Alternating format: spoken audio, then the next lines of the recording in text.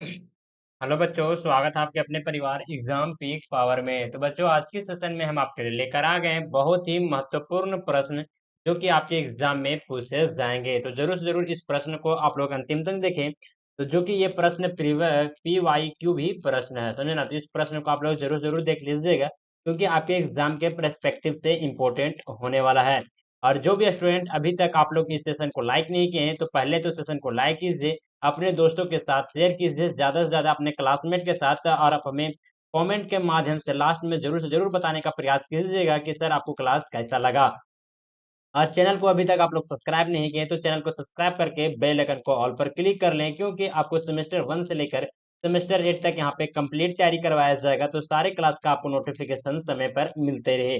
तो जरूर जरूर इस चैनल को सब्सक्राइब करके बेल आइकन को ऑल पर क्लिक कर लीजिएगा। और मैं बता दूं कि इसी पेपर का मैं पिछले सेशन में भी करवा चुका हूं। अगर उन सारे सेशन को अभी तक आप लोग नहीं देख पाए हैं, इसी वीडियो के डिस्क्रिप्शन बॉक्स में आपको प्लेलिस्ट का लिंक मिल जाएगा, वहां से जाकर आप लोग सीक्वेंस वाइज सारे के सारे सेशन को देख सकते हैं इस पेपर का। इसके बाद भी आने वाले सेशन या फिर इससे पहले मैं जो सेशन करवा चुका हूँ, वो सारे के सारे सेशन आपको प्लेलिस्ट में मिल जाएंगे। और जो भी स्टूडेंट टेलीग्राम चैनल को ज्वाइन नहीं किया, तो टेलीग्राम चैनल को भी ज्वाइन कर लें। वहां पे आपको क्लास से रिलेटेड, एग्जाम से रिलेटेड सारे के सारे अपडेट ये दिए जाते हैं। टेलीग्राम चैनल का लिंक आपको इसी वीडियो के डिस्क्रिप्शन बॉक्स में मिल जाएगा।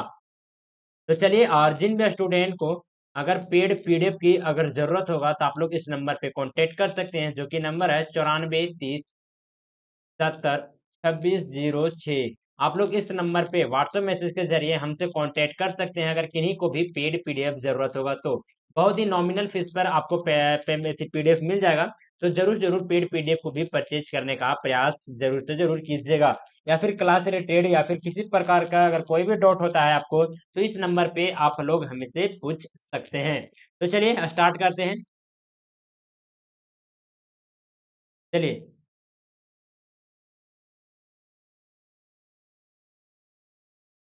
तो चलिए देखते हैं प्रश्न में क्या पूछा जा रहा है। स्वतंत्र युग की कहानी, स्वतंत्र युग की कहानी का विश्लेषण विश्लेषण प्रस्तुत करें। कहने का मतलब है कि स्वतंत्र योत्तर, कहने का मतलब है कि स्वतंत्र भारत जब स्वतंत्र हो गया था, उसके बाद कहानी का मतलब कि स्वतंत्र योत्तर युग, यानी कि जब भारत स्वतंत्र हो गया था, उसके बाद जिस प्रकार का युग आया था, उसमें कहानी का किस प्रकार से भागीदारी रहा, क्या कहानी किस प्रकार से विकास हुआ, उसके बारे में विश्लेषण प्रस्तुत करना है। तो चलिए देखते हैं, स्टार्ट करते हैं। जो कि इसका उत्तर यहाँ से स्टार्ट हो जाता है, और आप लोग इसी तरह से पॉइंट बना बना के रही उत्तर लिखेगा।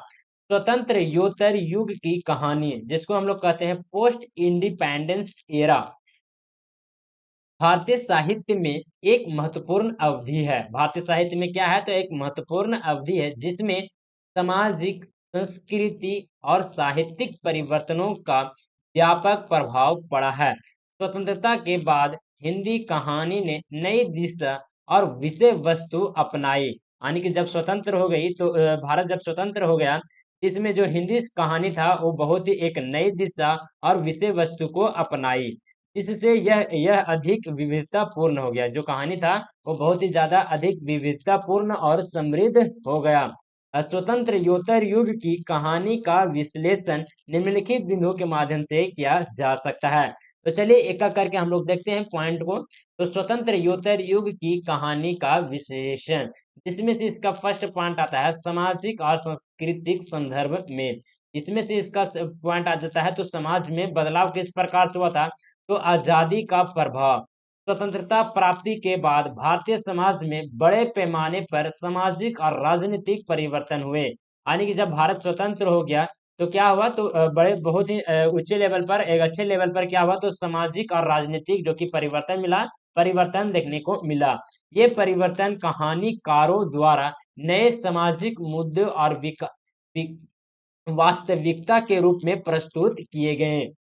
चलिए, स्वतंत्रता के बाद ही कहानियां इन परिवर्तनों और समाज की नई चुनौतियों को दिखाती है। चलिए आगे देखेंगे। नेक्स्ट पॉइंट में आता है शहरीकरण और ये आधुनिकीकरण।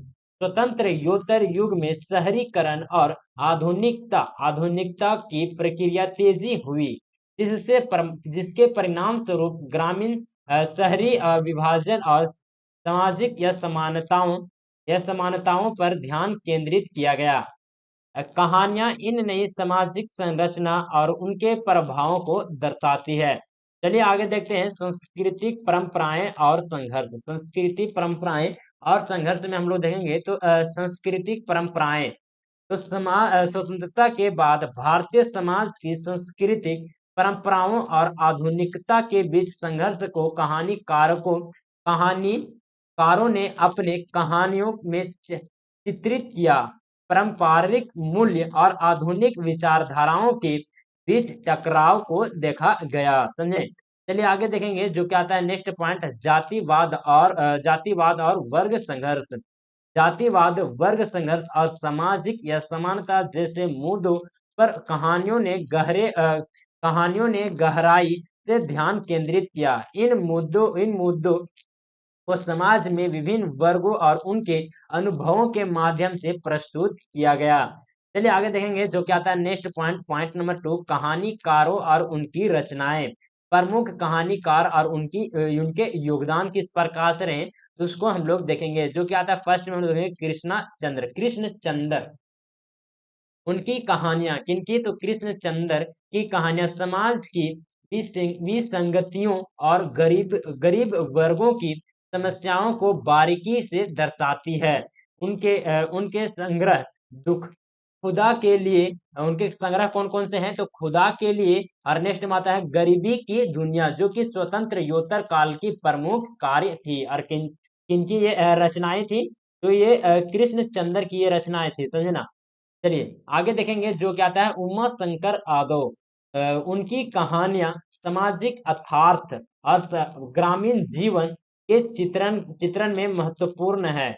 घुटन कौन कौन से हैं तो घुटन और समाज, नेक्स्ट में देखेंगे घुटन और समाज का गद्दार जैसे कहानियां कौन कौन से हैं तो घुटन है और समाज का गद्दार जैसे कहानियां इस काल की सामाजिक वास्तविकताओं को प्रस्तुत करती है। किसके ये लेखक है, कौन कौन इसका आप लोग लेखक का नाम जरूर से जरूर याद कर लीजिएगा। समझे ना?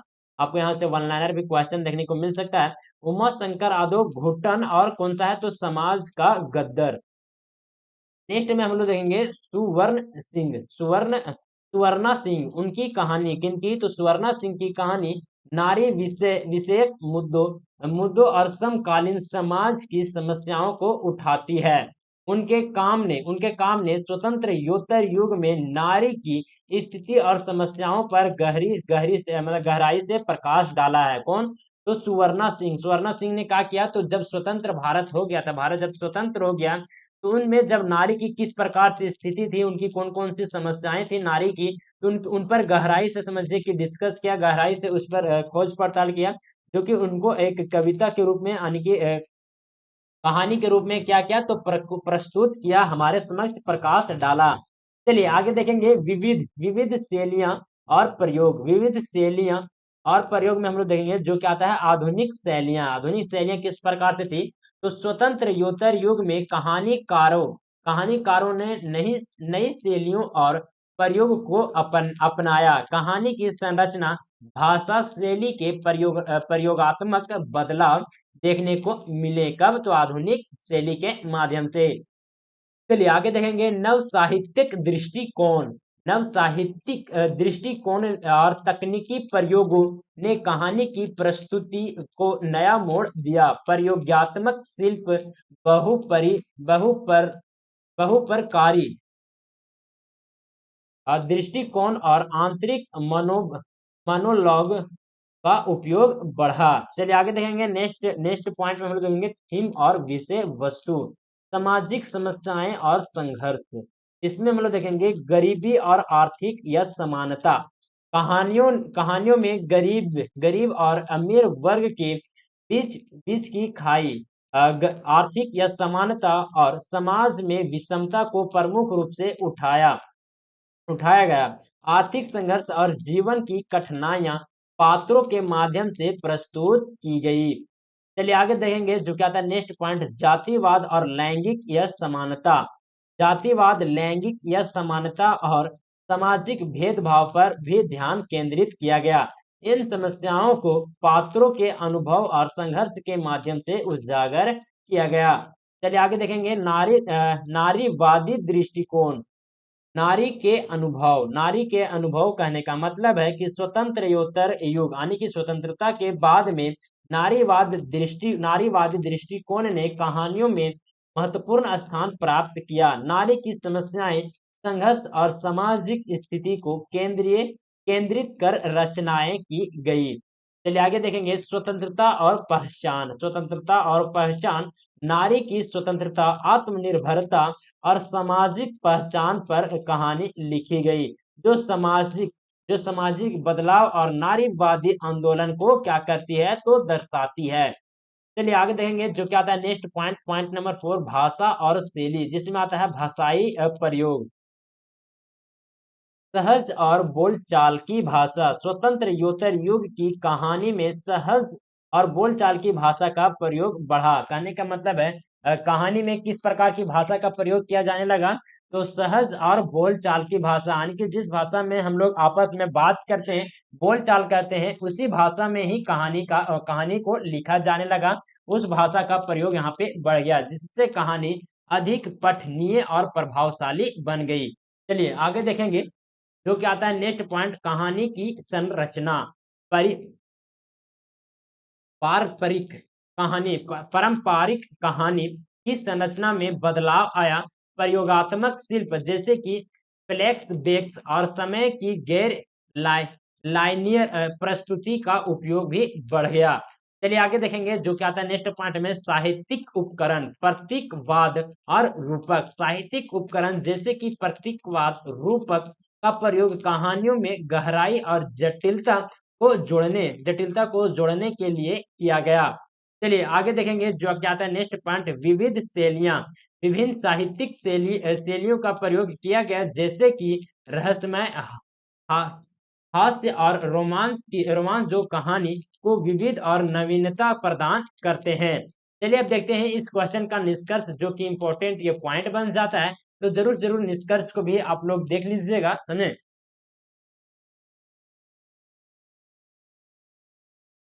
इसमें हम लोग निष्कर्ष में लिखेंगे स्वतंत्रोत्तर युग की हिंदी कहानी।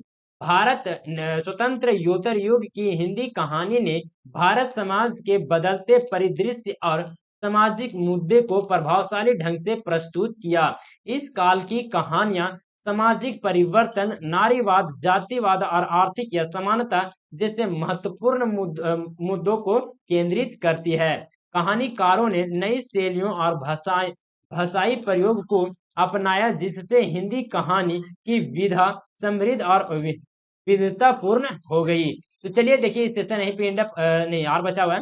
नेक्स्ट में देखेंगे तो स्वतंत्रोत्तर युग की कहानी भारतीय समाज की जटिलताओं और विविधताओं को समझने में एक महत्वपूर्ण भूमिका निभाती है। तो देखिए इसके बाद भी बहुत सारे क्वेश्चन आपको करवाए जाएंगे, तो जरूर से जरूर इस चैनल को आप लोग सब्सक्राइब करके बेल आइकन को ऑल पर क्लिक कर दीजिए, ताकि इसी पेपर का जो भी इंपॉर्टेंट क्वेश्चन होता है आपको समय से पहले मिल सके, एग्जाम से पहले मिल सके, और आपका जो एग्जाम है उसमें बेहतर तैयारी हो सके। और जो भी स्टूडेंट अभी तक आप लोग इस सेशन को लाइक नहीं किए हैं, तो पहले तो इस सेशन को लाइक कीजिए, अपने दोस्तों के साथ ज्यादा से ज्यादा शेयर कीजिए, और चैनल को सब्सक्राइब करके बेल आइकन को ऑल पर क्लिक कर दीजिए, ताकि आने वाले जितनी भी सारी वीडियो हो सबसे पहले आप तक पहुंचे। और मैं बता दूं आपको सेमेस्टर 1 से लेकर सेमेस्टर 8 तक यहाँ पे कंप्लीट तैयारी करवाया जाएगा, तो जरूर से जरूर इस चैनल को सब्सक्राइब कर बेल आइकन को प्रेस कर दें।